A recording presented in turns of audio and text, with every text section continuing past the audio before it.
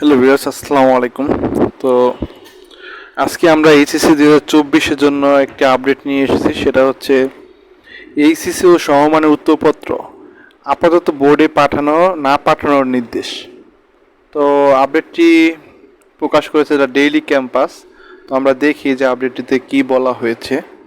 তো এখানে বলা হয়েছে যে কোটা সংস্কার আন্দোলনকে ঘিরে দেশের চলমান পরিস্থিতিতে এইচএসসি ও সমমান পরীক্ষার উত্তরপত্র মানে খাতাটা আপাতত বোর্ডে না পাঠানোর নির্দেশ দিয়েছে ঢাকা মাধ্যমিক ও উচ্চ মাধ্যমিক শিক্ষা বোর্ড।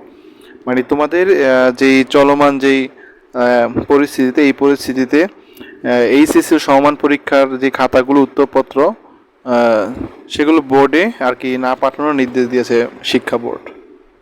তো এখানে আরও বলা হয়েছে যে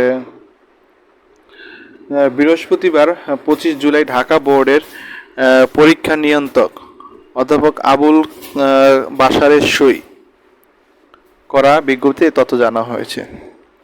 তো বিজ্ঞপ্তিতে বলা হয়েছে যে অনিবার্য কারণবশত ট্রেজারি বা থানায় সংরক্ষিত এইচএসসির পরীক্ষার লিখিত উত্তরপত্র বোর্ডে জমাদানের দ্বিতীয় কিস্তির তারিখ 27 জুলাই শনিবার স্থগিত করা হলো। তার মানে তোমাদের যেই এইচএসসি পরীক্ষাগুলো আছে মানে পরীক্ষাগুলোর খাতা, সেই খাতাগুলো দ্বিতীয় কিস্তির যে জমাদানের তারিখটা ছিল 27 জুলাই আর কি শনিবার। তো সেই তারিখে জমাদানের তারিখটা আর কি স্থগিত করা হলো। পরে এখানে বলা হয়েছে যে আরও বলা হয়েছে উত্তরপত্র জমাদানের তৃতীয় কিস্তির তারিখ হচ্ছে 3রা আগস্ট শনিবার, আর চতুর্থ কিস্তি হচ্ছে 12 আগস্ট সোমবার যথাভাবে থাকবে। তার মানে চতুর্থ কিস্তির তারিখ আর তৃতীয় কিস্তির তারিখটা যথাযথ থাকবে।